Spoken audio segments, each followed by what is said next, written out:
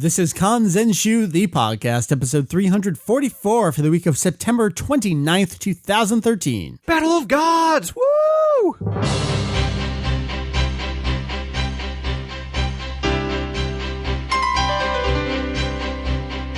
What up, hey, so welcome to a Kanzenshuu, The podcast. an extension of the all-encompassing Dragon Ball fan site. Kanzenshuu. That's right, we cover anything and everything Battle of Gods and everything Dragon Ball in hopes of enlightening and a little bit of entertaining. Heath, what up, dude? I'm still here. You're still, well, Yeah. podcast secrets. I'm just joining you for the first time. What's up? We got Heath over there. My name is Mike, VegettoEX, and this is the episode of the podcast where we do the review, the home release of Battle of Gods. If you missed it, we did a full review right the exact day it came out in Japan. That was a big day on March 30th. Julian joined us back then, having seen it in the theaters that day. But now that the home release is upon us, we are reviewing the content of the movie. Heath, you were there. I was there. And Meri will join us later, even though it's already been recorded. So look forward to that.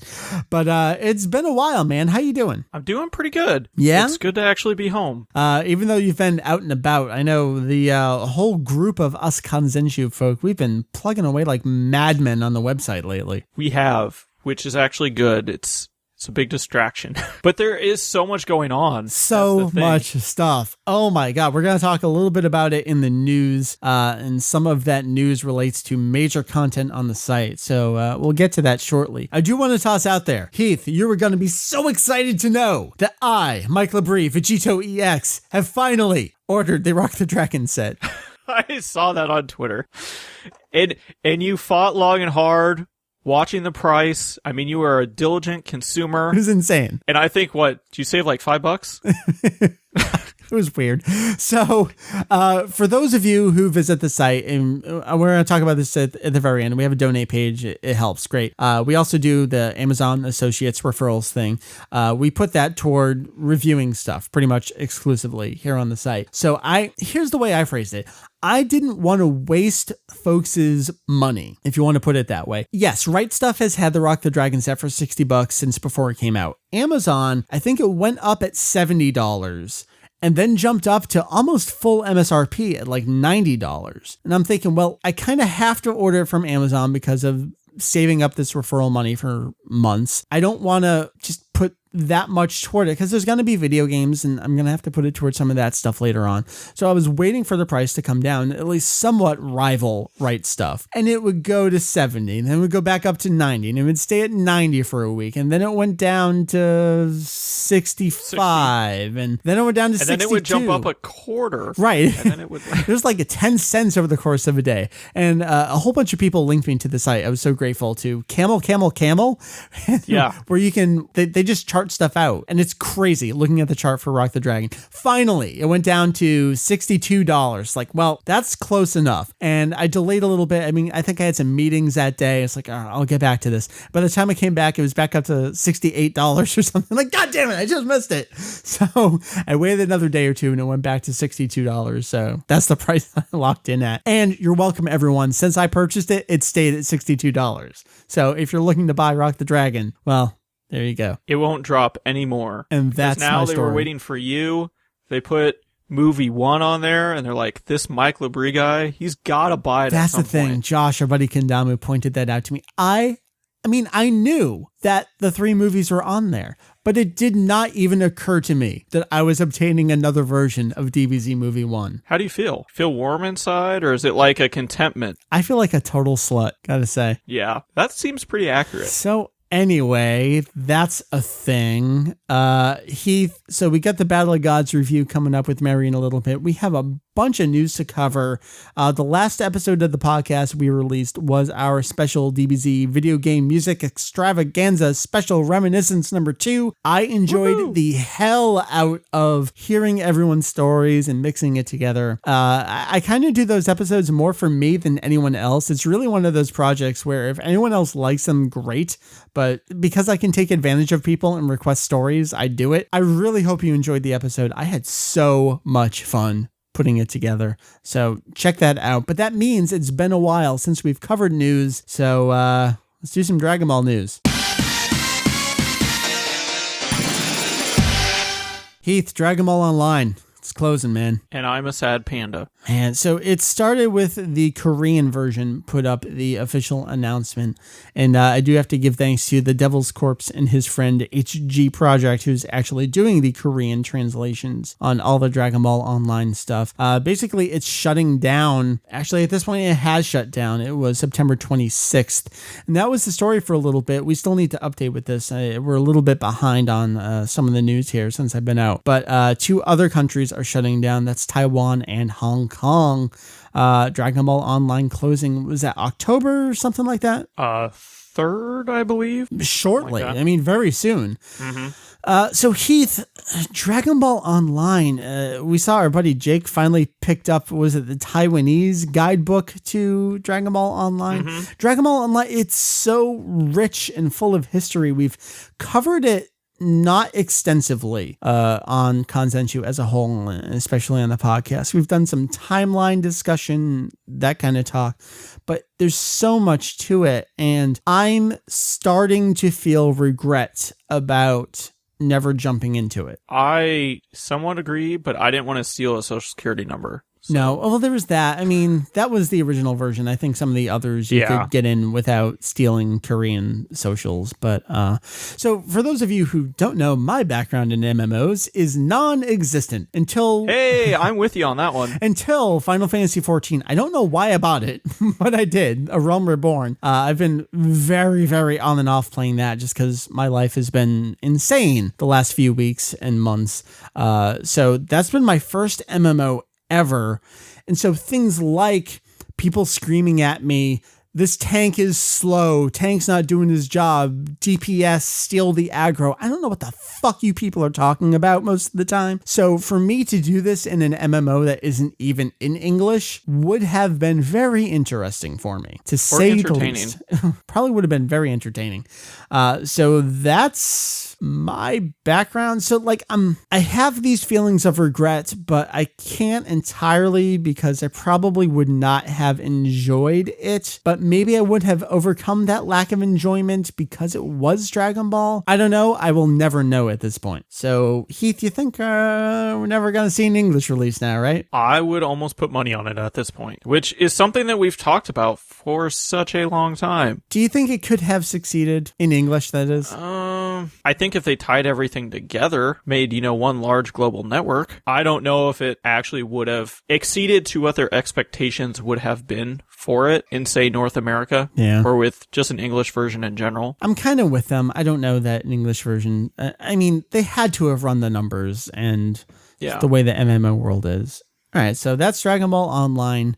We will continue to dive more and more back into that world through guidebooks and additional translations. So thanks to mostly HG Project there for doing the Korean translation work. And as Jake travels the galaxy and picks up more and more things, hopefully. And I got to ask, I don't really remember, but did we determine that some of the stuff in the Taiwanese guidebook is actually different backstory history than the Korean version? Like, were there some minor differences there? That I couldn't tell you. I'm not sure. Maybe I'm speaking out of my ass there, but it's kind of like, well, this is what this version says, but the Korean version is the original. So that's what you have to go back to. But if we don't have access to that, do we use this in its place? Maybe that's just more Kanzenshuu inside baseball. So Battle of Gods is what we're all about here. Heath, Battle of Gods. Yeah. Australia and New Zealand. Theaters. Yeah, that's a big middle finger. Jeez. Good on them. Good on them, man. Good to you, Aussies. You get all the cool stuff. You get all the Madman sets. You got the Son Goku training arc well before we did. Thank you, right. Copyright. God, Kid Mark. It's pretty cool. The Japanese Film Festival, 17th one, bringing it to a bunch of places, and then tied in with that, it's also going down to New Zealand. And then this ties into it a little bit later on. And we don't have full information here. Madman announced they have the license to Battle of Gods in Australia. Australia. And that's Correct. weird because it didn't even say home release, but Madman is a home release distributor, so of course it means home release. So what does that really mean? Probably that they own the license so that whenever it does come out, Their name they will be can on do it. it. Okay. By stealing probably some North American company's dub, using it. Which, as of yet, as far as we know, does not exist. Exactly. Has not even been determined as far as we know. Right. Do you see any possibility of a sub-only release in Australia? I could cross my fingers. Just to get it at all would be amazing. Oh, it would be. I would be all for it. And it would be I know subtitled. how many people would import it. Yeah, I mean, if that was the first subtitled release to come out, I would buy it. Mm-hmm. So, I just don't know that they really do that because a lot of the anime industry, even globally, I feel has trended away from doing that. yeah. Now, it's not unheard of. It has happened, but Dragon Ball is different than anything yeah, else. I think they would want to do it dubbed. I really do. And they would rely on Funimation. I mean, who else is going to dub this? There's not going to be some other company but Madman got the license. So doesn't that mean but Madman doesn't really produce things. So No, they only do home video releases. what a weird situation. And can you interpret that to mean there is an English dub, an official English subtitle translation on the way? Can we just assume it at this point? One could infer, and yeah, I would almost take it at face value of that is what it means. This is coming. There's no confirmation, but all right. A lot of these companies, you have backdoor discussions, behind the scenes. So Heath, why are they even announcing it if there's no English dub to be announced yet? What's the point of them announcing? Just to say they have it? I don't get it. Just to say they have it. I don't get it. I think it's just to say they have it. Get out in front of Funimation. Even though they're just going to take it. Well, Heath, we need to talk about Funimation. This is a 2-part story. All right. And my joke, and I say it as Don't joke. I say it as a joke, but I kind of don't mean it as a joke. This is a very serious podcast. I'm convinced this is putting so much self-importance that I don't really mean. Don't legitimately think I mean this when I say this. But of course, Funimation waits until I'm in the middle of the Atlantic Ocean to come out and say, yep, DBZ is going to be widescreen again. Because Mike can't do anything about it for a week. Oh, yeah. It's a giant conspiracy. So this started mid-month with a previews listing noting a Dragon Ball Z Season 1 coming on Blu-ray. And that was, of course, followed up with additional listings confirming it coming out January 2014 at this point. And the listings do say this will be a cropped widescreen product. Heath, 2007. Welcome to it. It's good to be back. I mean, I got married in 2007. I graduated from college, the first time, and I enjoyed 2007 for the most part. I did not. 2007 sucked for Dragon Ball. It was good for me. I got engaged. For Dragon Ball. It was good. Yeah. We're trying to talk, and our sentences are interrupted by brief bits of laughter and sighs and just maniacal laughing, speechless.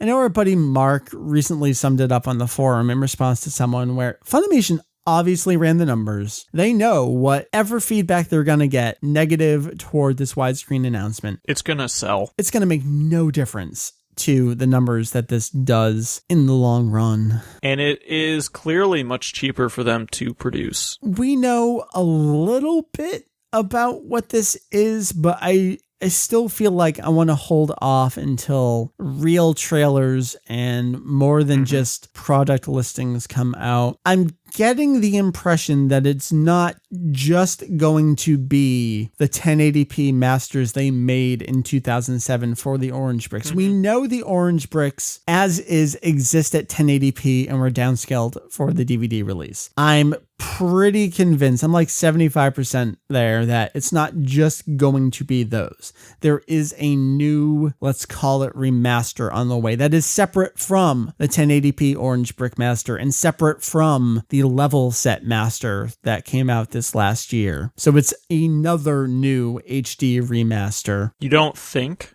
that they would use the level sets master? That's so tough because the work is already done. So could they just crop the levels? They did, what was it, 1 through 34 for 1.1 and 1.2? You have to think, they telescanned everything that they had from their tapes. So theoretically, they whatever raw file they got off of that to create a new master. They could reuse it and just ditch all of the actual remastering that they did to it. Well, that's what they did with the level sets. Or I guess restoration, not really remastering. The level sets are the same raw film that they used for the orange bricks. It's all in the post-processing afterwards. So yeah, of course they're going to go back to that same thing, but it's at what point going backward do they start from for this? True. I guess I'm in agreement with your statement that this will not just be the orange bricks exactly as they were thrown onto Blu-rays. Which is in 2007. I remember having this conversation with Mark where it was like, this sucks, but yeah, of course that makes total business sense. That's what they'll do a couple years down the road when we make the transition to Blu-ray. And I think at the time, I stand by what we all said. That probably made the most sense. The fact that we got Dragon boxes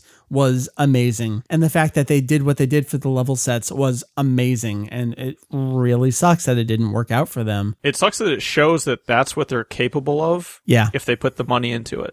And we can't have that. Like, that's the worst part, is we were shown what we could have gotten. Exactly. And it's like, you didn't buy it. I mean, I did. I bought it. I want it. And I hate when I buy things like that and then they discontinue it. Because I'm such a completist. Yeah. And I feel like I almost don't want to have them because I can't have all of them. I know. It's like, I don't even want this 1, 1, and 1, 2, but I need to keep it. It's like, never forget the Alamo. Never forget level 1, 1, and 1, 2. We could have had it. There's so much more to talk about, but it's just going to be the same conversation we had in 2007. And I just don't have it in me, Heath. I just don't. I don't either. I mean, it is what it is at this point. I just don't know what else to do with it. Because you get to the point where you're just rehashing everything you've said before. Our feelings haven't changed on it. I don't have anything else to add to it. I know you probably don't. I don't, and I don't want to.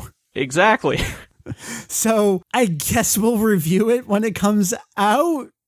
I suppose. But you're probably already going to know what we're going to say. I know, but I didn't have a formal reviews section on Kanzenshuu EX at the time to review the orange bricks. We just did the podcast version.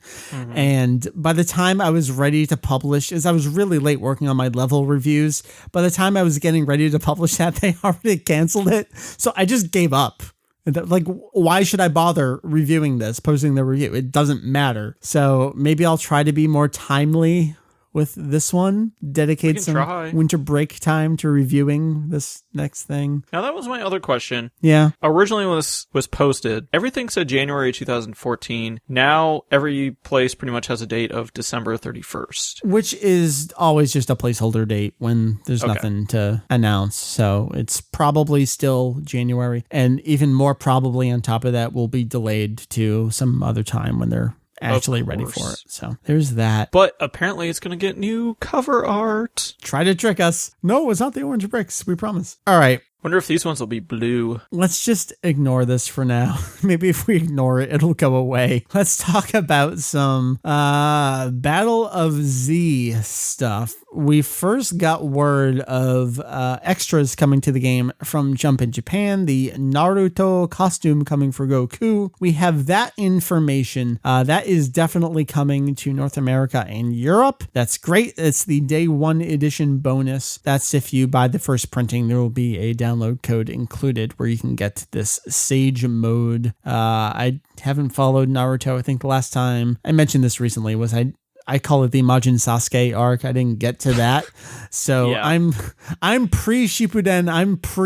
I'm far back. So ignore me. I don't even know what this is. So you're not all up on the current battle? And I have no idea.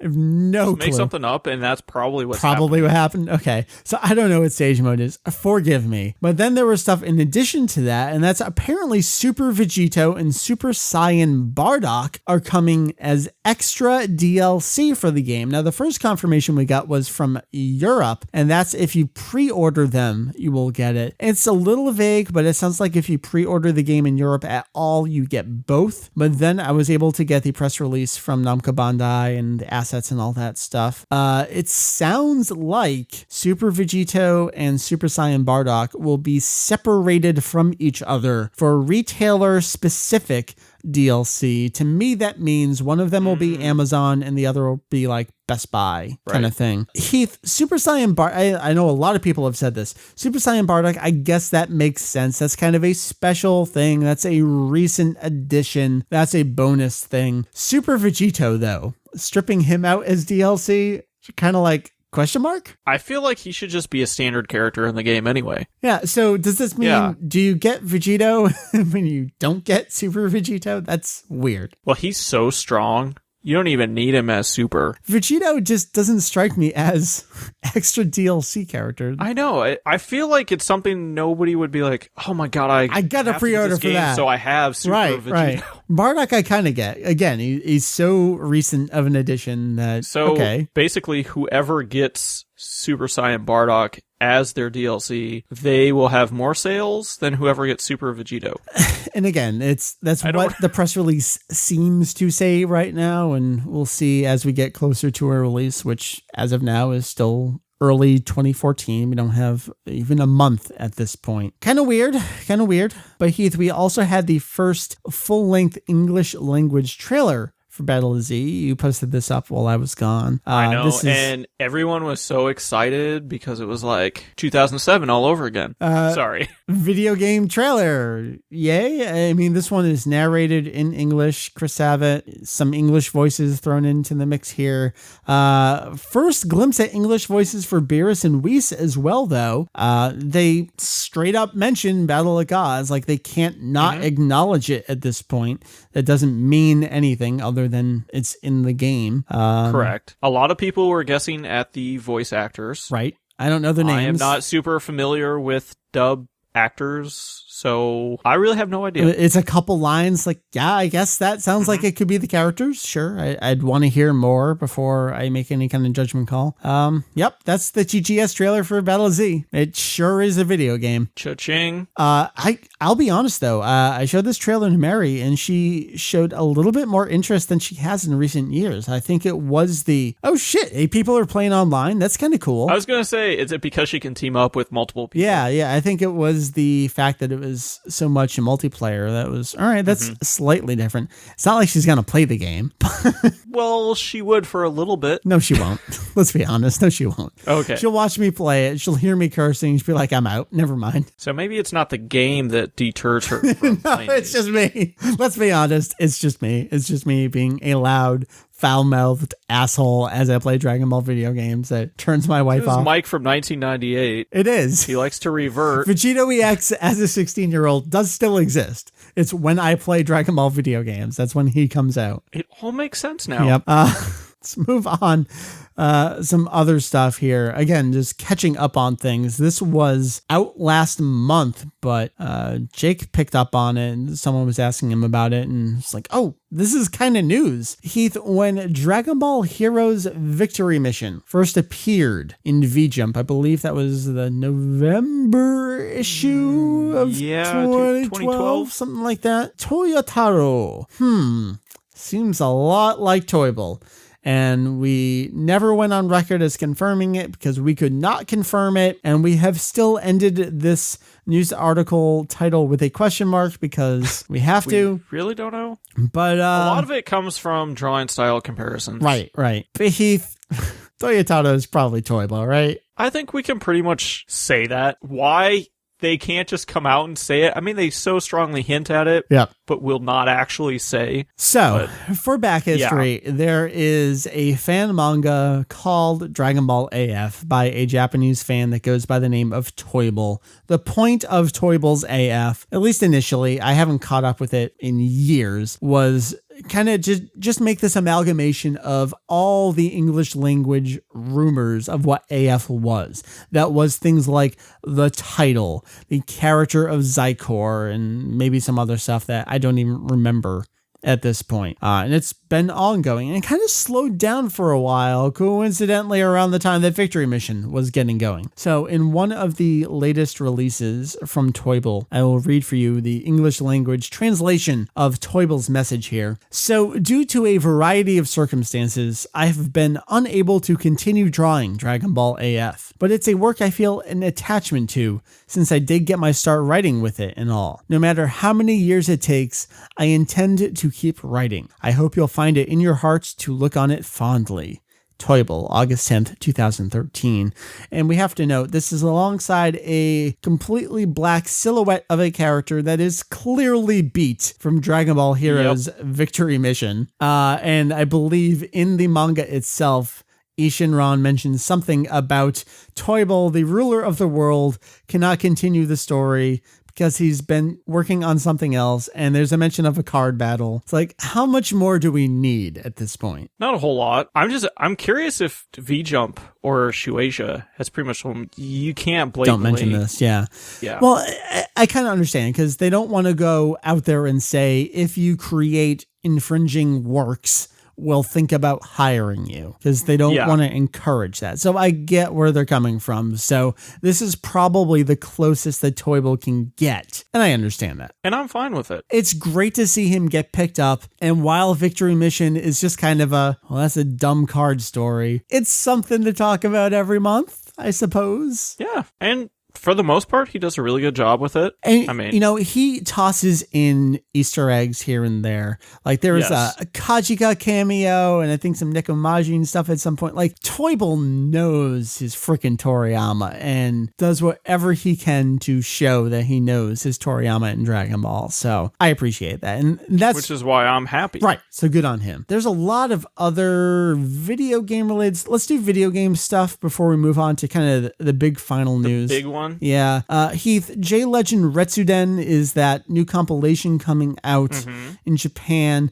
It's going to have the first Yu Yu Hakusho Super Famicom game. That's great. I know Julie and I were working on updates for this in the past, but there's going to be a bonus downloadable game if you buy it during its first run, and that game has been revealed to be Dragon Ball Z Genshin Frieza. This is the Fierce God Frieza. This is the 5th game for the franchise on the Nintendo Famicom. It's actually the direct sequel to Assault the Saiyans. Heath, what do you think? This is really weird to me. Why include a bonus downloadable game rather than just toss it on the game itself? All right, so the 3DS does have a virtual console, which does include NES Famicom games. So it's not like this is unheard of, a Famicom game on the 3DS. But why make it downloadable instead of just on the game? Honestly, I have no idea. I don't get it. I really don't. It really didn't make any sense to me when I first read it, but I guess if that's what they want to do. I mean, it seems like they're doing so good with it. Why would you do it this way? Do they just not want to overload it with Dragon Ball material because it's kind of half Dragon Ball at this point? Yeah.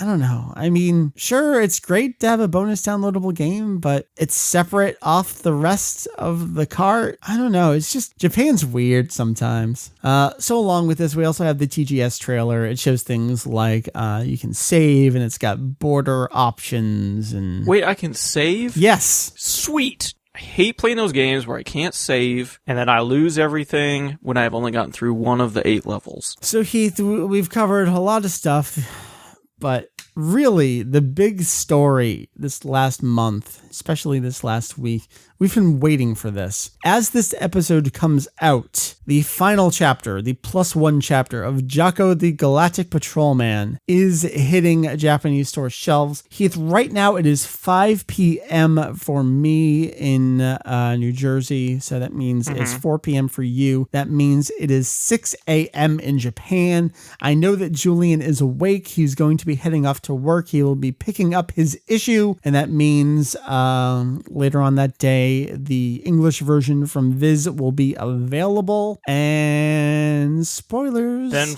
Fun times will be had by all. Yup, there's a Dragon Ball tie-in. I mean, is it really spoilers when Shueisha told us? I am totally spoiled because I didn't believe them.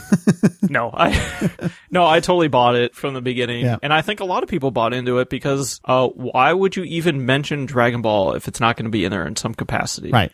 So we're not going to spoil it for you right now. I will say that next week we will do the full-on Jocko review. That is a plan as of right now. We'll see which of... I'd love to have both you and Julian on the show. And I'd actually love for Meri to read it. Meri wanted to wait until the whole thing was out before she read it. Actually, that's a really good idea. Sit down and read everything back all to in back. one go. Yeah. I actually just read the whole thing again, front to back, the other day, and it was great doing it that way too. I've enjoyed it week to week, but all together. So the news right now that we will leave you with, and if you want some additional spoilers, you can read it on the site. Yes, as Shueisha told us, as the first chapter came out. The shocking revival of Dragon Ball. Yes, it does relate to Dragon Ball. I don't want to say too much more about it because, again, as this episode comes out...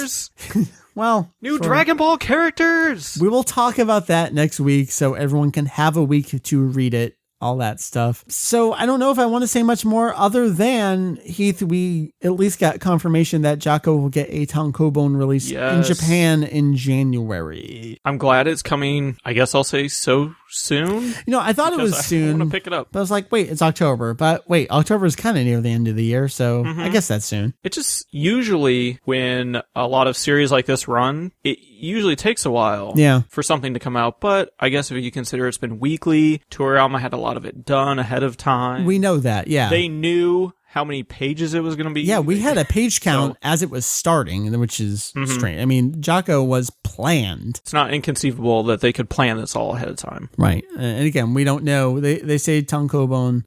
They say Jump Comics. Will it be tankobon size like Dragon Ball SD? Will we get the very little color that there was, which is like a title page? I would imagine so. Or is it going to be Kanzenshuu size? We don't know. That would be awesome. That would be super cool. I'd love to have a premium release of this. And of course, no word on a print English release. Viz has been doing digitally. Once this comes out in Japan in print, I can see Viz doing a digital compilation of it. I'm sure that will come. Well, especially when they already have all the pages. It's already done. Everything will be translated. Yeah. All they have to do is throw on like table of contents, front, back cover, and then whatever Toriyama said. And I'll buy it because that'll be easier to flip through than going back to my manga, wait for it to load, click the cover. I don't know about anyone else, but I take screenshots of it and save it to my hard drive so I can just flip through it at my own convenience. It's so much easier. So much easier. I'm not sending it to anyone. I'm not committing piracy. It's for myself. It's also easier to cover that way. You are not the only one. All right. And Heath, I actually started my written review of Jocko. That will be coming as well. So alongside the podcast, hopefully I can get my ass in gear and do some more writing as well. I'd say that's about half written. So that's some more website content. And Heath, that ties into, before we hit our big Battle of Gods review, because this relates to Jocko, we have gigantic website content coming. I've been working on this, and finally at the end, I've pulled you and Julian in to kind of do some cleanup work for me. It's probably not up as you're hearing this, but it's coming very, very soon. The spin-off manga section, completely overhauled. We got your crossovers. We got your original original illustrated stories. We got your Nekomajin. We got your Dragon Ball Heroes. We got your Dragon Ball as documentation of everything, titles of everything, episode of Bardock's in there. I'd say about half of it has individual chapter pages detailing everything. That includes Jocko, the Galactic Patrolman. We will have individual pages that are already done for every single chapter. We got chapter notes. We have Japanese language exclusives like the Tights poster. We have translations of the 2 behind the scenes Toriyama interview things. We're blowing out the spin-off manga. So look forward to that. It's no longer just one really, really long page. Right. Which I kind of stopped working on because I was working on this. So if you're like, why didn't you ever detail Dragon Ball SD? Well, I have been, young reader. I have been. In a different place that you couldn't see. Right. And Yay. Victory Mission. And I got to tell you, Julian's been doing the heavy lifting on the SD and the Victory Mission. And oh my God, I am so glad that Julian's doing it. And I've heard all about it. I think literally every time I talk to him. Why do I have to write these synopsis? It's like, well, I didn't ask you to. You just started doing it and I didn't argue with you. So. And why would you? That's why you're doing it. And also because you're the one buying V-Jump every month. I only buy the key issues. But we've also done a lot of stuff like, and this ties into the regular manga guide, but effective publication dates versus listed and realistic publication dates and that kind of stuff. And something that I've struggled with for like a decade. Oh, it's awful. And but now Julian's got finally the resources. Has access. And because between Julian and I, we actually own old Weekly Jump issues to go back and get. We've got Toriyama and Oda's comments from stuff, and it's just incredible. So by all means, please enjoy that coming to you. Heath, you and I have been doing the news and stuff for over half an hour at this point. People came for Battle of Gods. Let's give them Battle of Gods. I say we do it. Let's jump right in. Meri, where are you? Here we are, a little over 2 weeks out since Battle O' Gods hit home video in Japan. Now, when the movie originally hit Japanese theaters back on March 30th, it was Julian who saw it that day, giving us a mostly spoiler-free review of the movie. But now that it's hit home video, we're attacking it. And at this point, we are assuming you bought it, you watched it, you want to hear everything there is to know about it and what we think about it. So we're going to dive in full-on spoilers. If you don't want them, press stop now. You got to just, you're out. See ya. Peace out. Skip ahead to the last 5 minutes. For the rest of you talking about it. Joining me, I'm still here. My name is Mike. Also still here, Heath, Hujio. Hello, it's good to be here. And joining us for the review segment, we have not heard from you in a while, Meri. Hi. Hi. Oh my gosh. Very, very happy to be talking about the movie. I'm glad to have you. It's good to be here. Great. Let's just get right into it. Battle of Gods. We've talked so much about it. First theatrical film, 17, blah, blah, blah, blah, blah. I have to ask, Heath, you and I, we pretty much knew the movie going into the movie. I mean, every bit of behind the scenes info, every little plot point in the movie. So maybe we'll talk about that in just a second. But Meri, I have to ask you knew maybe a little bit, like you knew the concept of Super Saiyan God and you knew there was this Beerus character. Yeah, I knew the villains, saw the trailers. Concept. I got the general breakdown of what the flow of the movie was like. Right. My question is, what were your expectations coming into Battle of Gods? Oh, wow. I'm not sure that I had expectations per se, because I still had such a hard time wrapping my brain around it while I was watching it. I was watching a new Dragon Ball movie. Right. And, like, but it was disrupting like my ability to actually really watch the movie, because I'm like, I'm watching new Dragon Ball. I'm watching new Dragon Ball. Oh my God. I totally get that. Well, let me ask you, what was different about watching this from... And maybe it was similar to when we saw the Jump Super Anime Tour I would special. say it was very similar, and now I'm watching something new. I'm watching something new. Holy crap, I can't believe it. Then how was that different from Plan to Eradicate the Super Saiyans, episode of Bardock? What made it different? Well, in terms of Plan to Eradicate the Super Saiyans, I mean, that, I knew from Play DS, so I almost feel like that doesn't count. I would almost place that in the same category as the regular series of movies, in that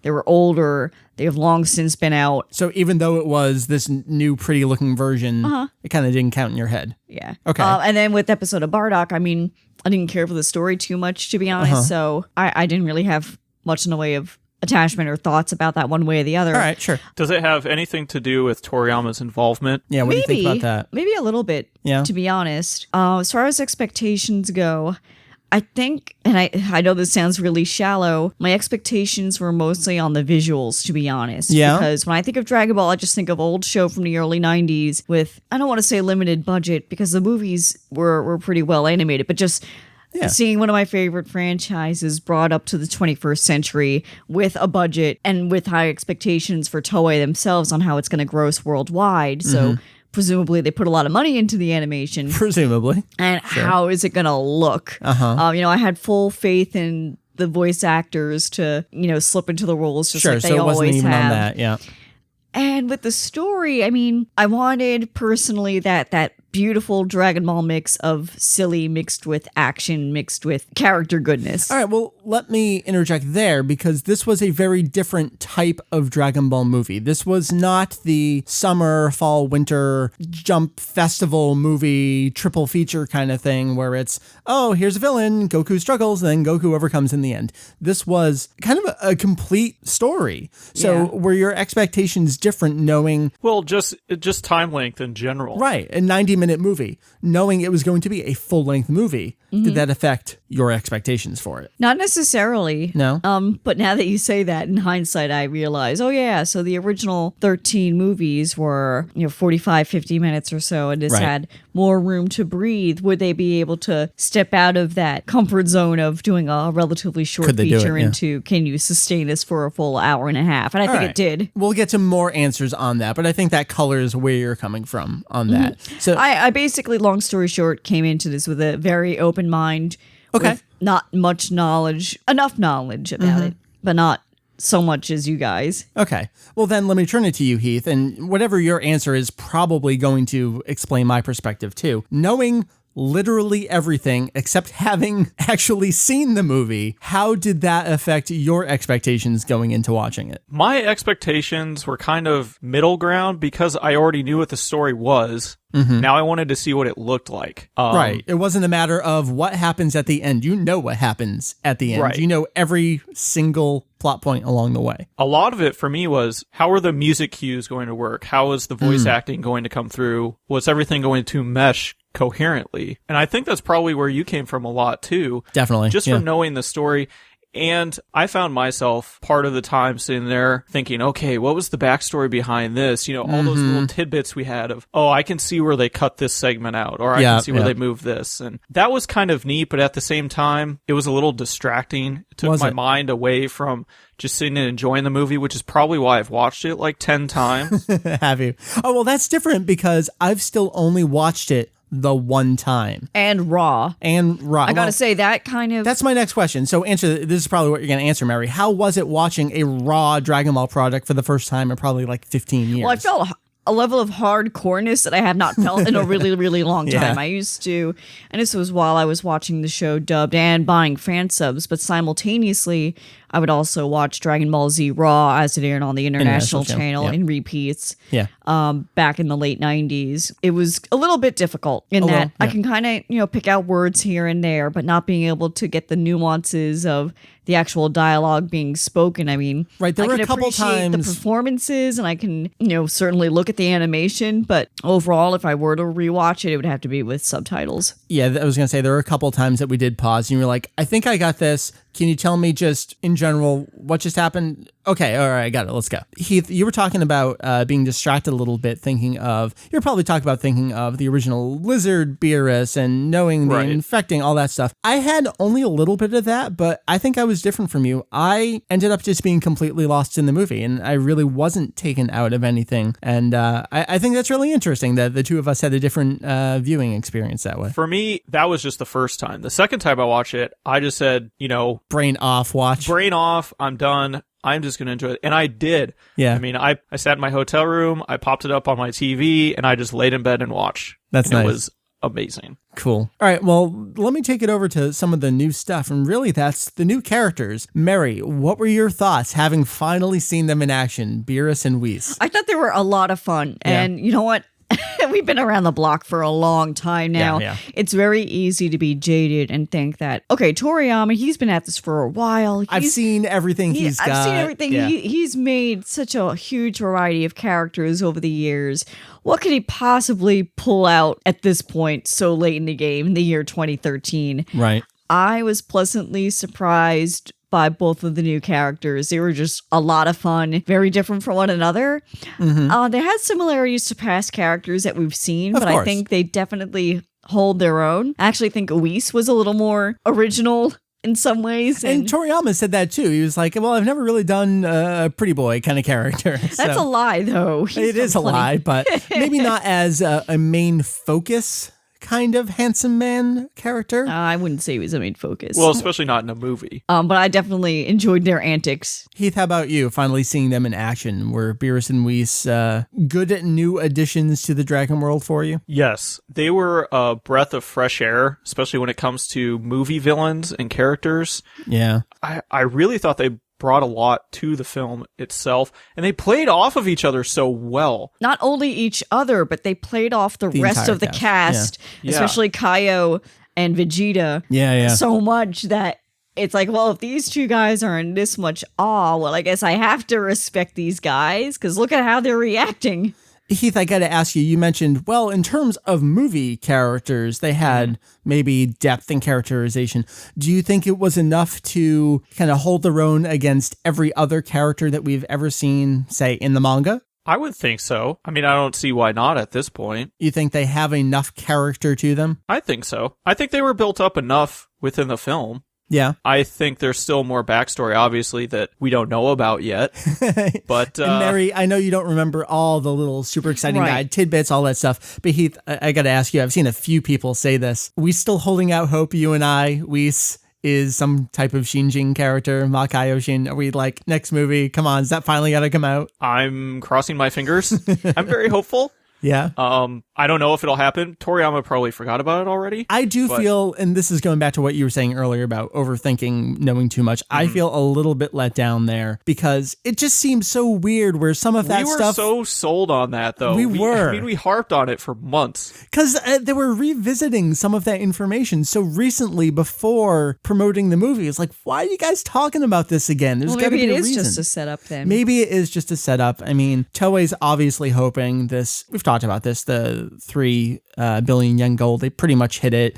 Is that enough to give them ideas for And that's doing without- another movie? You know, money coming from overseas with a home release. Right. That was still just the Japanese box office totals. I can't imagine how much more they're going to make off of licensing just globally. Right. I mean, we still got to get North America in the mix.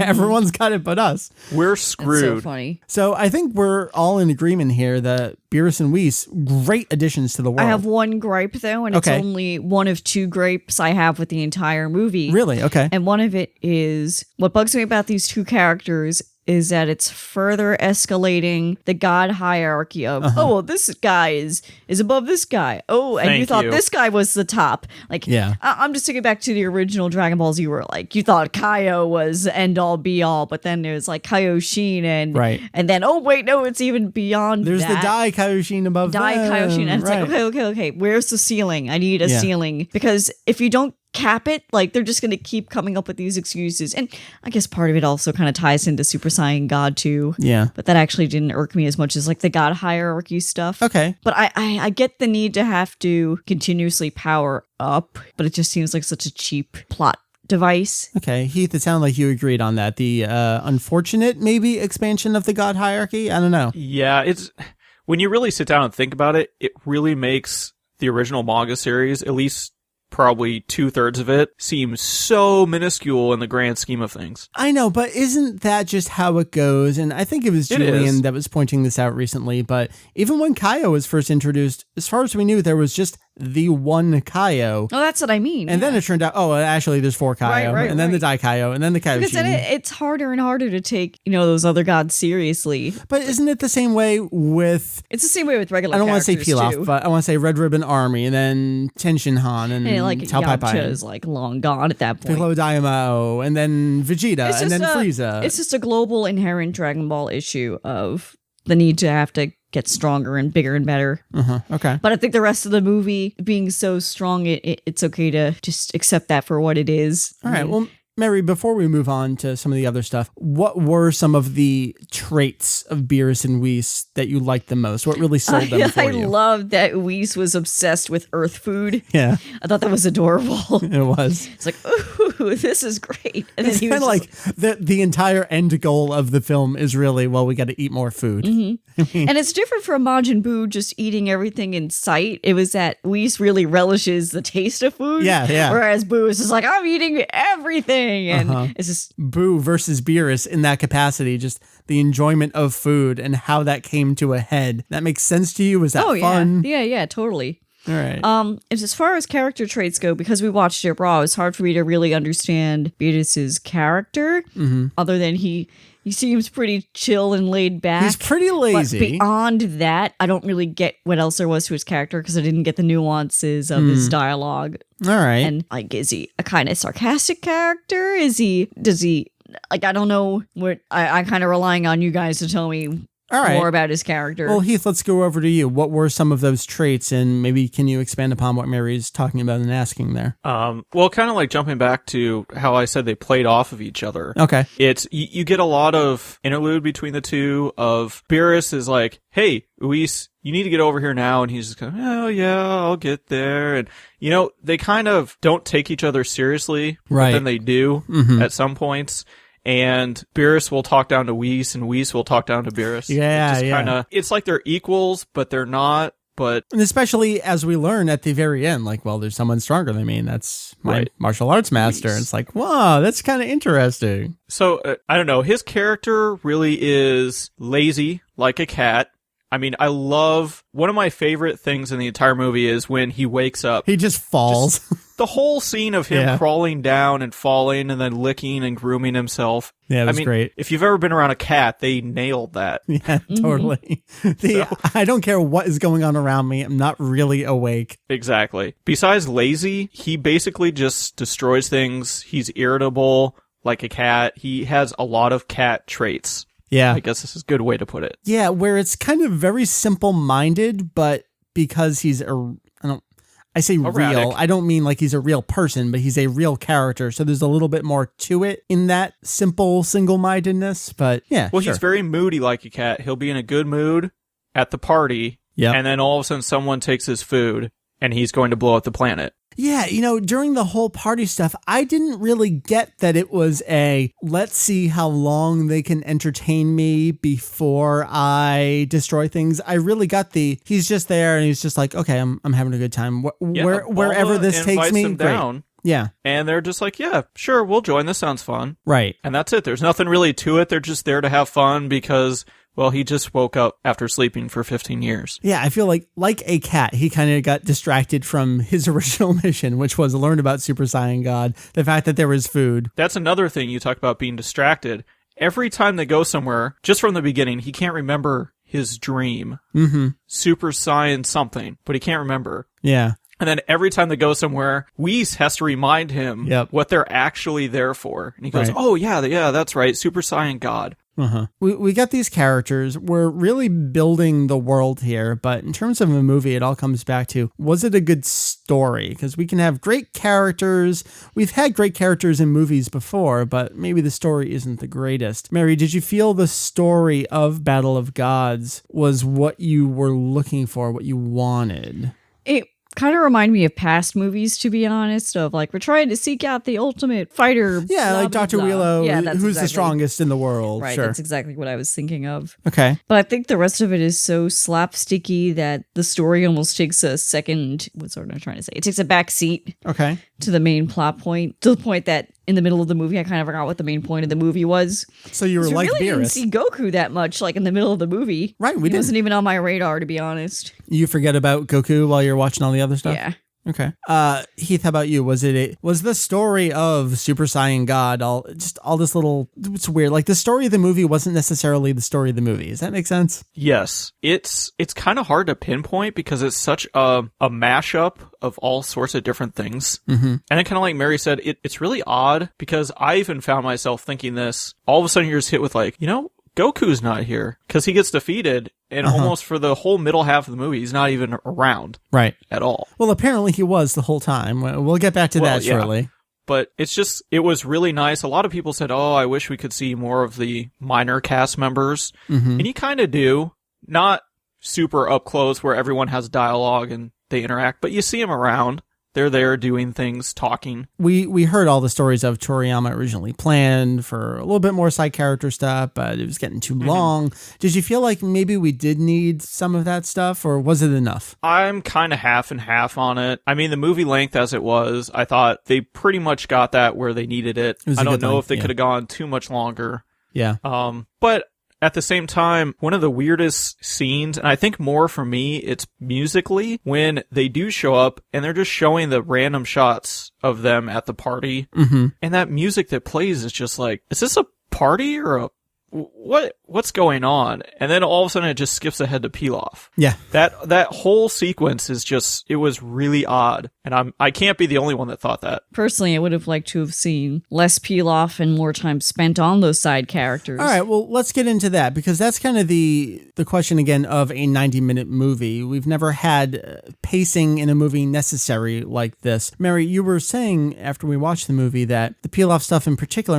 you just said it, maybe we could have done without it or some no, of not it. without it, because I think it led to some great jokes. And I loved the stuff with Chibi Trunks and Mai, but I think it maybe went on maybe 5 minutes too much. Okay. I think if they shaved 5 minutes off of that, it would have had more impact. But if they took anything off of that, would there have been anything there? I mean, it wasn't that much. It just seemed long to me. Yeah? Yeah. What do you think, Heath? I don't think it really seemed too long, but I mean, that's kind of me. Because once you cut any little thing out of it, there's not a whole lot left, really. Yeah. They could have had a little bit less involvement later on, like at the party in particular. Uh-huh. But as far as spray painting planes and finding the bingo room and seeing Goten and freaking out, thinking Bulma might recognize them, a lot of that I think is a nice throwback for older fans. But at the same time, I don't necessarily think it was entirely needed. But if you go back and think, was it Yusuke Watanabe was going to add in some sort of criminals,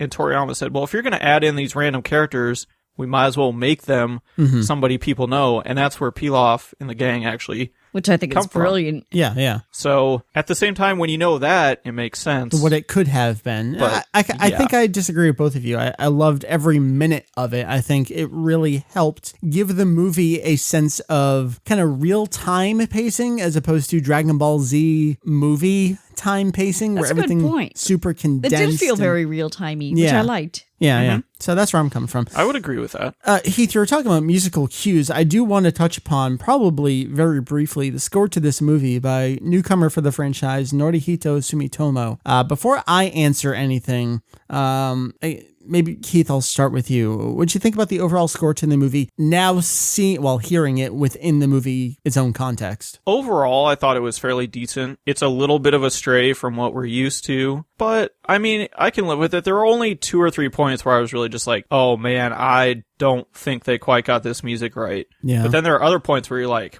wow, that was really good. But you can also tell that he does not come from much of a theatrical film background. Mm-hmm. It did kind of give that feel, for me at least. Meri, how about you? Did it have any relevance to you? I can't say I took note of the music or really thought one way or the other about it. I like the insert song. Okay, well, hold on to that. We'll get back to that. In terms of the score itself, so I was familiar with it from the soundtrack release, which I've had since the soundtrack's release. I mean, that was whenever that was. I've had it, been listening to it. April. And I liked it enough listening to it as its own entity. I gotta be honest, within the context of the movie itself, I'm bordering on disliking it. I really felt like it just didn't match the Dragon Ball tone. And I mean, this is kind of an expected Mike answer, but if you go back to the Jump Super Anime Tour special, the fact that it was Kikuchi music that we knew and loved, it made it feel like the Dragon Ball to me. It really sold it there. And I think it would be really interesting hearing a rescored version of Battle of Gods with Kikuchi music. In my ideal world, it would have been Kikuchi doing the music. An entirely new score, but a new Shinsuke Kikuchi score. Oh, that would have done it. I think everybody would have been on board with that. Yeah. Come on, how could you not? Meri, I do want to touch upon the insert song. We're talking new song by Flo. And maybe I'll set the stage here. I got to be honest. As soon as this song came on, and I've heard the song before, I'm familiar with the song. When it came on and I saw it in context here, I had a feeling that I have not felt in probably 15 years. Like the first time I saw Unmei no Hi and Mind Power. Like I haven't felt that way until this song in this movie. I got goosebumps. It blew me away. I was pumped like as soon as it started. I was like, whoa, this Dragon Ball is awesome again. I mean, not to the level that you're describing of like 15 years, I have not felt this way. I mean, I was totally losing it in my mind. I was trying not to destroy the movie for you, Mary, but I was just like, oh my God, so cool. Just like, oh my God, you're a little kid I again. could not contain, I somehow contained myself, but I could not contain myself. It was everything that a young Japanese boy should probably be feeling at that moment. So now that I've kind of put my 150% enthusiasm into it, Mary, I'll get back to you. Oh God, how do I follow that? I mean, I was definitely fangirling over it. Yeah. Because I don't know, it just the right tone, the Yeah. right animation. the right moment, and it was just so cool. Oh, here's the budget for the movie. Yeah, kind of yeah, thing. exactly. I was like, this is incredible. Like, Yeah. if I were to see this in Japan in the movies when it first came out, I would have been like, this is what I paid my money for. Like, Right. this is it right here. This In is worth the IMAX. price of admission. Yeah. All right. And I can certainly say, because I can't say with accuracy that I have not felt this way in 15 years, but I can say I haven't felt that way watching a DBZ movie Okay. in quite a long time. Yeah. All right. Also, at the same time, it's not like it's been recently since I last saw a Dragon Ball movie, so maybe it has been 15 years. I don't know. It hasn't been 15 years since we watched the movie. All right. Heath, Did you guys how about you? split yourselves up, go into separate rooms, and just scream, and then come back? No. Okay. Heath, how about you? Insert song. Oh my God, it was amazing. It almost, at that point, you're so lost in it that you forget anything else that's happened in the whole beginning of the movie. And then once it dies down again, you're like, oh yeah, okay, I'm watching this. I mean, it was just, it blows your pants off. It Does does. our I'm still looking for my pants. Does our experience with this song, here I'm getting real deep, mirror Goku losing the Super Saiyan God power, but still fighting as if he still had it? That's a little deep. I can't Too say. deep for this? Way too deep.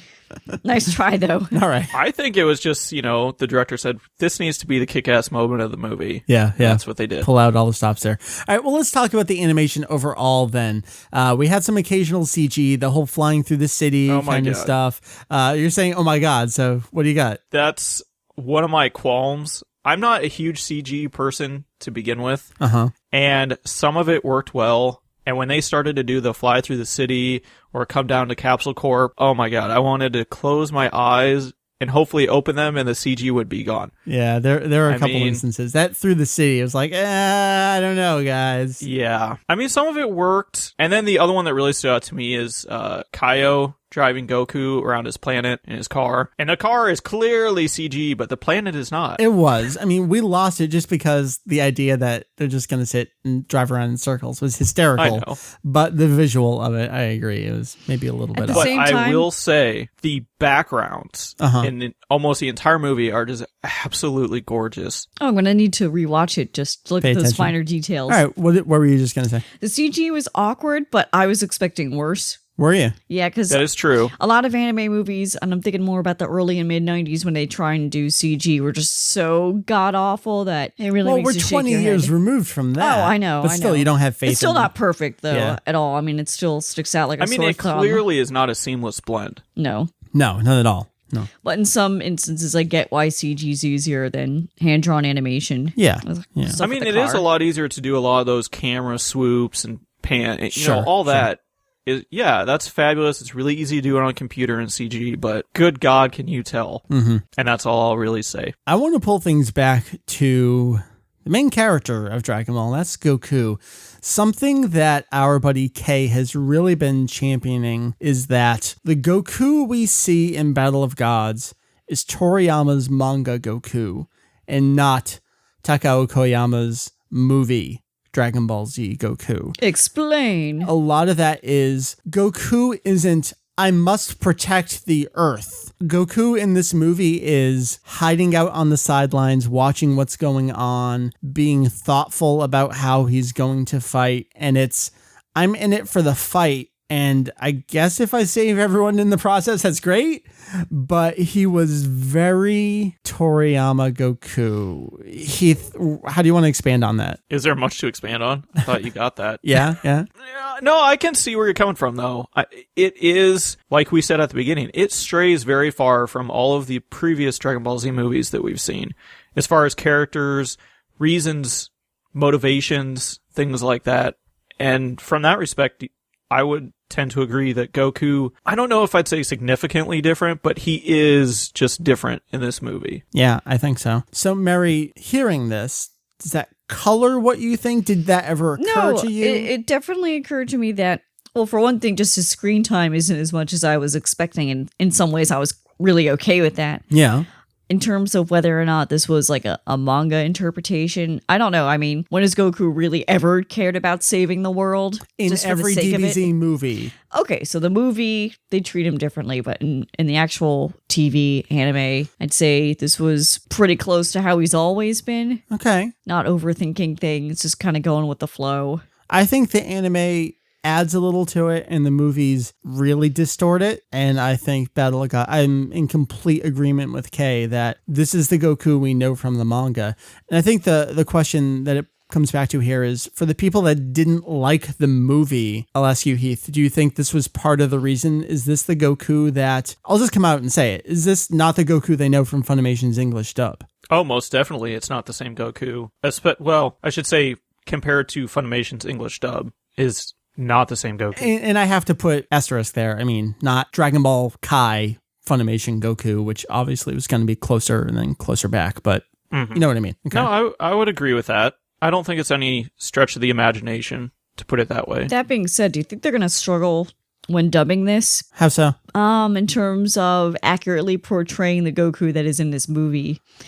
No, if you... I always... That is such a loaded question. It is, and I'm always hesitant to even get into it because... It's not like we watched the dub and it's hard to, I understand that. I don't want to put words into people's mouths and I don't want to pretend that I know what everyone thinks, but I'm drinking this pumpkin ale and you're asking me a question. I'm going to be honest with you.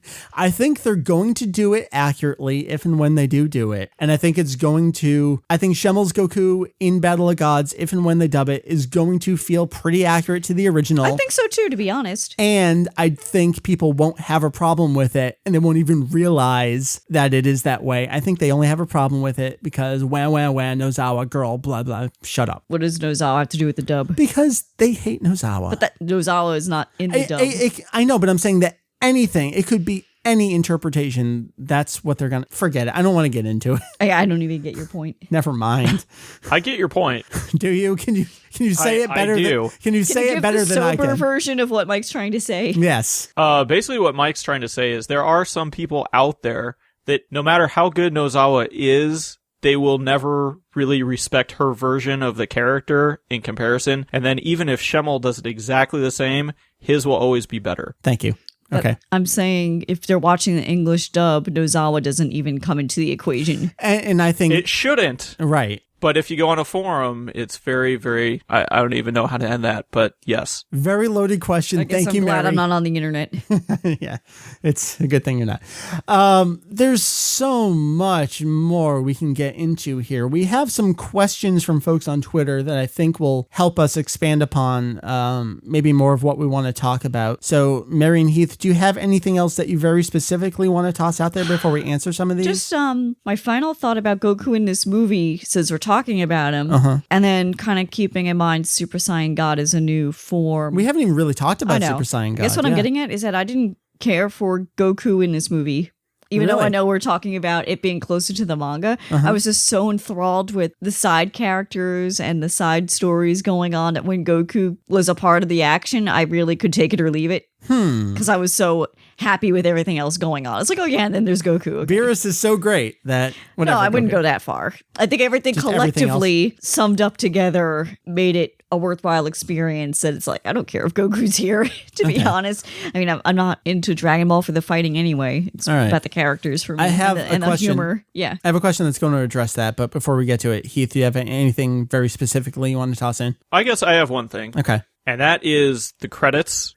And I know, and I know everybody knows I love credits. I love me some credits. And didn't you them up. lose an entire night's work or something translating the credits? Yeah, don't get me started on that. All right. I hate you, Windows. Anyway, the inclusion of the manga and the Kanzenshuu was brilliant. Oh, I know. I got so sentimental. Usually we just get screenshots from the movie or they're opaque or they do something but not much. All right. Well, Heath, This was brilliant. It was Before- a love letter to the entire It franchise. totally was. And 2 points before we continue there. One, manga Goku, because they're talking about the manga. And the second is, I thought it was really interesting that they used the Kanzenban, because I feel like the Kanzenban has almost been shoved to the side lately, going back to everything is sourcing the tankobon again. But anyway, Heath, continue. Or is it just bleaching at this point? Yeah, that's really what did for me. And then also the ending, just the Kamehameha with the different age Goku shots, different panels from the manga. That was really well done. I know. And then with the final Ha is with Goku and Gohan. Right. Oh, they got me. That was the time where I felt like I haven't felt this way in 15 Was it? years. Yeah. Yeah, it was the credits. I gotta say, there were a couple instances in the credits that reminded me of the GT montage where they started going out of order and then went back again and then continued. Like, what are you guys doing? But they started showing some really random stuff. They skipped did. over some stuff that I would have liked to have seen and then just showed like Baba, random things. And then they went back, and it was What? weird. It's like the GT montage that completely skips the Saiyan arc. It's weird. Anyway, all right. So let's answer a few of these questions from Twitter right now that I think will give us a bit more of an opportunity to hit more stuff here and stuff that you might think stuff here and stuff. Yeah, stuff, junk, stuff. Question from Joe and a few other people here. How do you feel, and again, we're spoiling the movie here. How do you feel about Goku actually losing in the movie? Mary? Oh, I'm so happy. Yeah. I could not be happier because it's different. Yeah. I so appreciate being it taking a chance and being different. I don't think that'll go over well here in the States because they're so used to Goku winning. Again, there you go. But I just love the fact that, okay, here's a villain, and it's hard to even call him a villain. Yeah. He's just doing his job. Right. Well, we had that conversation in the past. Is he truly evil or is he just doing his I don't job? think he's evil. He just has to I do think the hard originally job. he was intended to be evil. Right. And Toriyama's Toriyama like... made him likable. But overall, I mean, you're faced with something that's finally maybe on par with Goku, and it keeps you on your toes a little bit because it gets boring after a while knowing you're going to go into every Dragon Ball Z movie and it's going to end the same way. Goku wins and yay, Right. happy day. I mean, we've had Goku lose in the series before. Like, Piccolo beat Goku, but then around he comes and wins in the end. And I think we're never going to have a full-on Goku-Beerus rematch for Goku to be the victor. I think this is kind of it. Heath, what do you think? Goku losing good? See, I kind of have a different perspective on this. Okay. I don't even really consider it losing in a way, just Yeah? because they seem so even at the end. He's like, all right, well, I'm going to destroy the planet now, and just shoots a rock. Yeah. More of like, you know what, we're friends, I'm not going to do this. You know, it just, yeah, he loses, but does he really lose? That's a good point. I don't think, now that you mention it, I don't think he really does lose. Unless, you know, what people consider winning is that he completely obliterates the enemy With a and they're dead. Genki-Dama. Exactly. Yeah. All right. So it's kind of to me, it's a half and half because neither side really It's a wins, draw. but neither side really loses. Okay. Fair point. And that being said, is the whole movie then completely worthless? No, because it's about the journey, not the destination. Oh, I understand. 3 billion yen says otherwise. Right. So we really didn't talk a whole lot about Super Saiyan God. Frankie wants to know, do you guys feel like Super Saiyan God was just a gimmicky transformation to justify the Battle of God / Kami to Kami title? Yeah. Yeah. Yeah? Okay. I mean, I don't know that you could really deny that. Even thinking, all right, gimmicky tie-in, did you still like it? I didn't really get it. Like, Okay. what benefit was there to it versus other forms? Maybe that's because I watched it raw. So I Because don't- it was stronger than Super Saiyan 3. and I think I know you explained the backstory of the history and evolution of the design of it, but I wish they had gone at least with a different hair color or a different glow because we had the reddish thing with Kaioken. You say that, but Although this is more magenta, I But guess. seeing it in motion, as Julian described back on the theatrical review, I think it really did separate itself from Kaioken. It did not feel like Kaioken with to all me. the colors in the universe, they had to go with red again. All right. Well, like you said, it was more of a magenta, and Yeah. the aura is completely different. And Goku's thinner. I liked it. All right, we'll move on. Randy wants to know, do you think Bulma's pudding will be tasty enough to satisfy Beerus and avoid total destruction next time? Her pudding is always good. That sounds so wrong. All right, we're going to move on. Let's see. Lancer here. Vidal's redesign. Bra, would you like to see Goku and what would you like to see Goku and company do next? A few different things here. Meri, I guess I'll start with you. Vidal's redesign. Love it. Yeah? Love the haircut. Love her little outfit. And I'm so glad she actually got to contribute something to the movie. That was my other moment in the movie where I'm like, oh, I'm totally fangirling. This is awesome. This is great. And I guess this is for all of us. Bra not being there. Do we care? Would we have liked to have been a little later? She was not there. Yeah. That gets into the whole question of what Toriyama age probably is this? forgot her. And Toriyama probably did. But the age that we seem to be going with, that they place it in, that we can mathematically go with, ignoring possible typos in Kanzenshuu 7, seems to be that Pawn is older than Bra. So we'll go with it that way. Well, according to the booklet, we already looked at that. We did a whole podcast about it before. I think we need to do another one that kind of recaps everything. So just the last part of the question there. What would you like to see Goku and company do next, Meri? That's kind of a broad question. Do next in light of this movie or just completely separately? Either or. I'd love to see Goku I assume they stick mean around. like a sequel. Yeah, probably. Sequel? I can't even begin to speculate on that, to be honest. All right, well, let me change the question then. Let's assume, for the sake of argument, that there will be another movie. Will it be a direct continuation? Heath, I'll kick it to you first. Is the next movie going to be Whis is a Shinjin, Makaioshin? That's where the next movie's going. It better be. Okay. But I really have no idea. So, Meri, would you like to see a direct continuation, at least where Beerus and Whis are involved, or could it be a completely different story? What would you like to see I would like next? to see them involved. I mean, they've set it up this far and this much. That they're ingrained in the group now, sure. Not ingrained in the group, enough. But why like go through the effort of They're doing friends. something completely different where you should just work with what you have? Yeah. So this one we had Bulma's party, and the next one will be Trunks and Mai's wedding. Or maybe Pawn getting born. You could do something that would where it's be a like good one. 9 months later and you could do something, or maybe not 9 months, but it's a few months later and Pawn's born and they could do something there. Okay.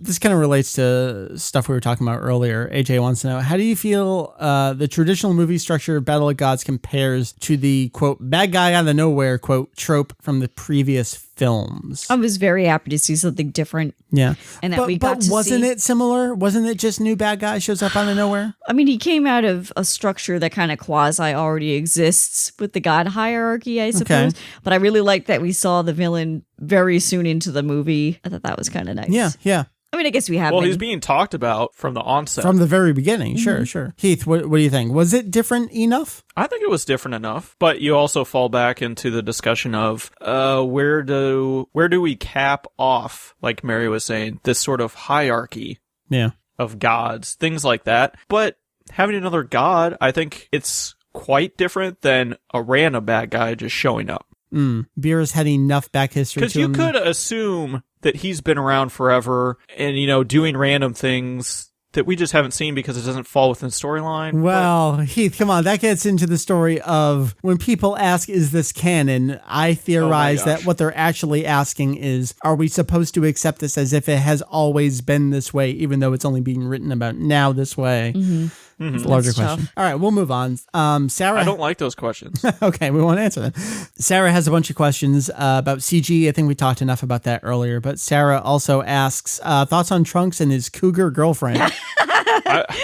Awesome. I was going to jump in on the CG. I know we ragged on it a little bit Okay. earlier. All right, address that first. All the space CG at the beginning that was really well done. Yeah. I did enjoy that. Well, they got to kick it off pretty well. Right.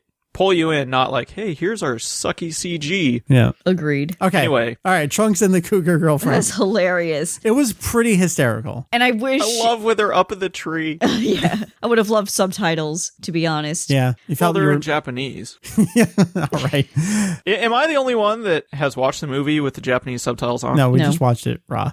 Meri, you felt like you really wanted that extra context there.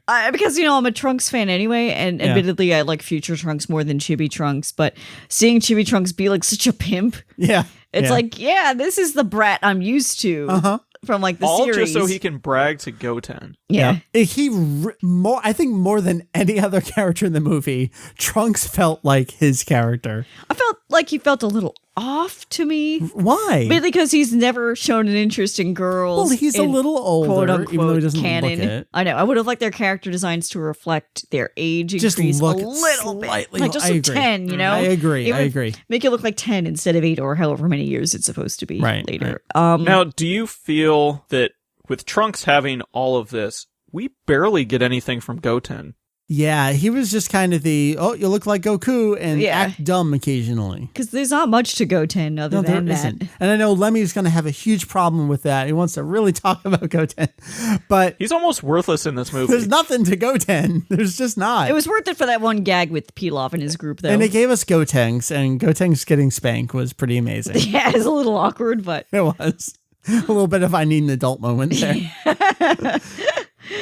Oh, cougar moment, though. So she was just playing along for the sake of the mission, I guess, right? Yeah.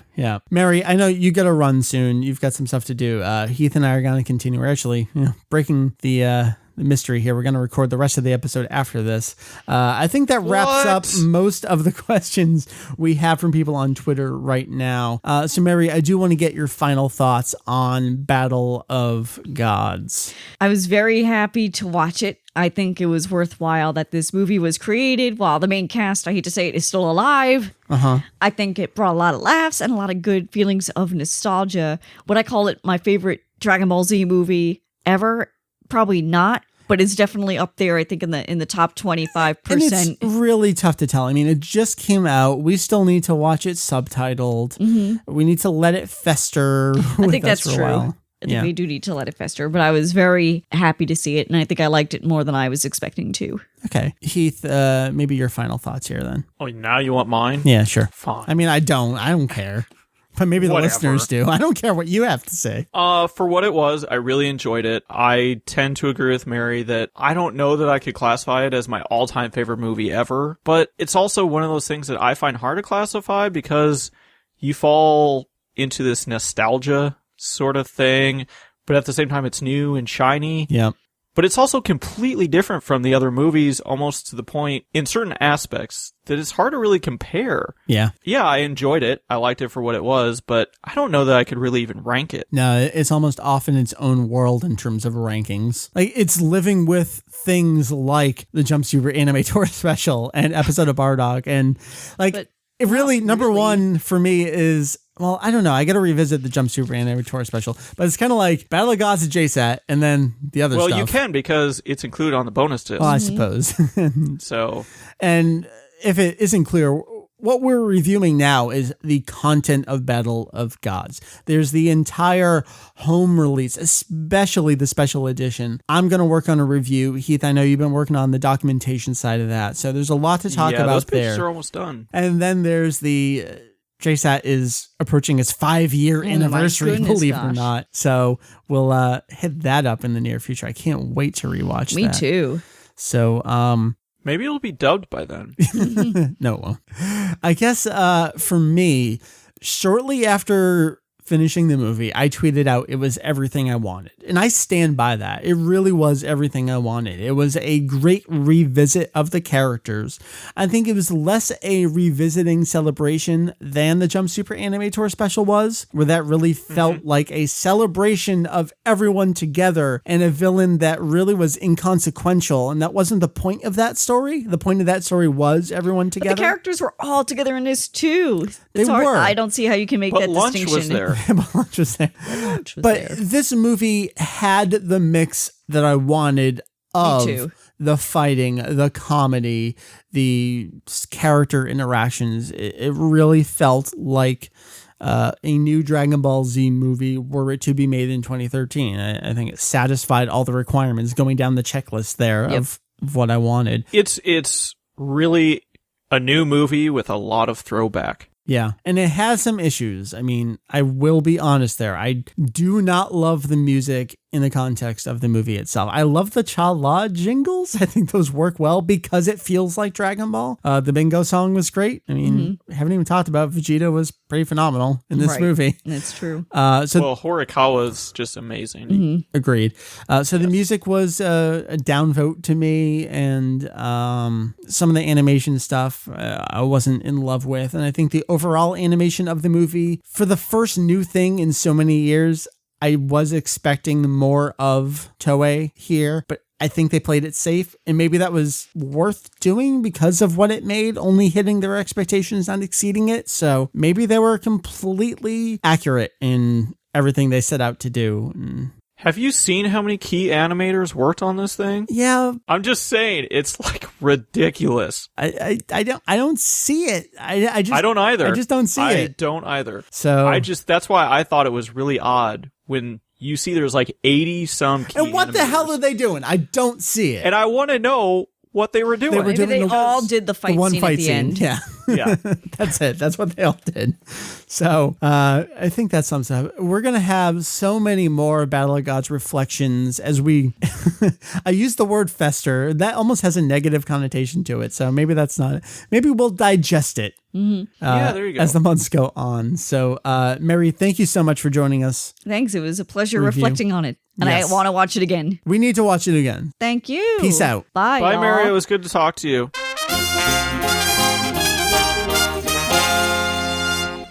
So we gave you news. We gave you website content coming soon. We gave you the Battle of Gods home release. So much stuff. Heath, we need to bring this show to a close. I don't know when I'm going to have time to edit the show this week, but I will find time. In your sleep. And I will do that. And it will be amazing. I could probably edit my sleep at this point. This episode might be a day or so late coming out just because of all the stuff going on and the length of it, all that. Heath, you know, as well as anyone else, I do not like asking. I do not like bringing it up. But Kanzenshuu has some major bills to pay every month. That's just to keep the lights on. We're not talking about review stuff. I do what I can through Amazon, associates, referrals, that kind of stuff. We're talking about just the website being up.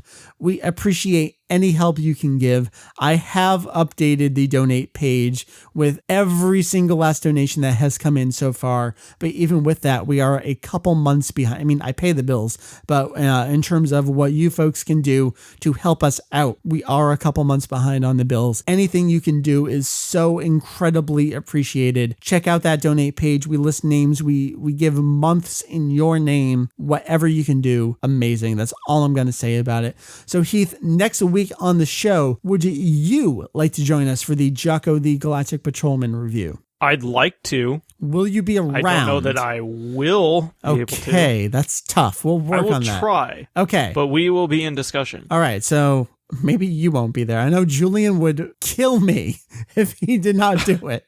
So you'd be all by yourself. Here's Mike reviewing something. That would not be interesting.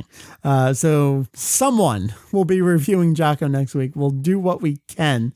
Maybe we can do a thing where it's like a night for us and Julian's at school in the morning. I don't know. He's done it before. That would be fantastic. Done it before. We'll do it again.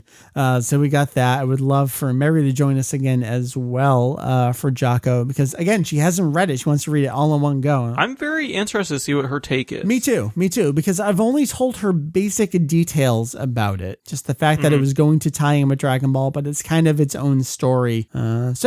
Yeah, Jocko is coming. Kanzenshuu is nuts lately. We've had so much stuff going on. I'm so glad to finally debut some of it. People are like, oh, what are you working on? Why is there slow on the news? Like, shut up. Check out this manga section. Leave me alone. Just leave me alone. So caught up with so many things. It's like we start one thing, we're going good, and then something else starts, and then one of us needs help on something else, so we have to stop what we're doing and jump over, and it's been a lot of that for a long time. And the more of this we can get out, the more we can go back to what we were doing. Remember that guide that I was going to have ready to go March 30th? Yeah, that didn't happen. Yeah. And maybe that's for the best. Guide I worked on a long time ago, for like a month straight. Yep. It's like pretty much done. Just Jake needs to review it. Yep. Yeah. Yep. That's not up. Remember that other guide that I actually have done and it's actually on the site? And if you have the link to it, you can get to it, but it's not linked to, and it's actually live. Oh, that one's actually live? Okay. Oh, yeah. So for those of you... Yeah, we never put that up. URL guessers, and I know there's plenty of you. See if you can figure it out.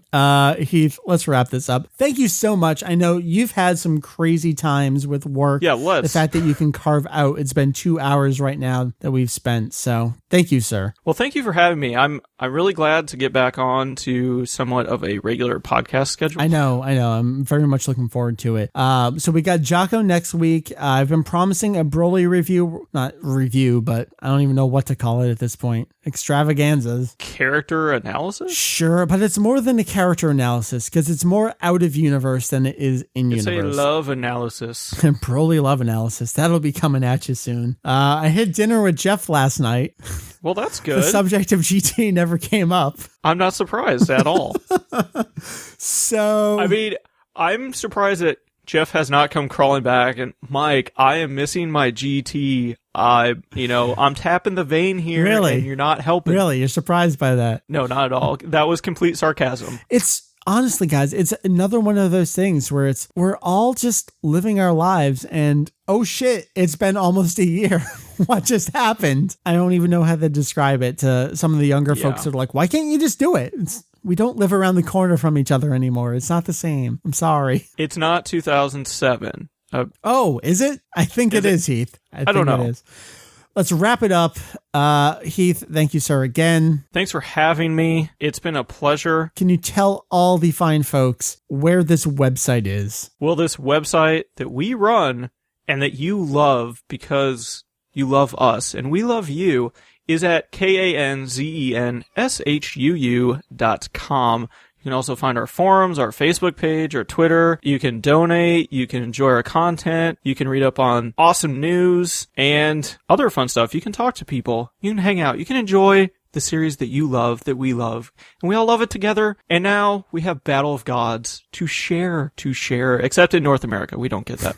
Unless you import it. But judging from the discussions, a lot of you did. That's awesome. All right. I got nothing more to add to that. Kanzenshuu.com. That's Heath over there. That was Meri you heard from earlier. My name is Mike, VegettoEX. Julian is with us occasionally. Jake is with us rarely these days, but I cannot wait until we can pull him back on the show to whatever Jake wants to talk about next. I'm like, you got it, man. Anything. Go for it. Anything. I'm ready. I'll just listen to him talk for 2 hours. He's got crazy stories, I'm telling you. I know he does, especially since we last talked to him. So whenever we can do that, we will.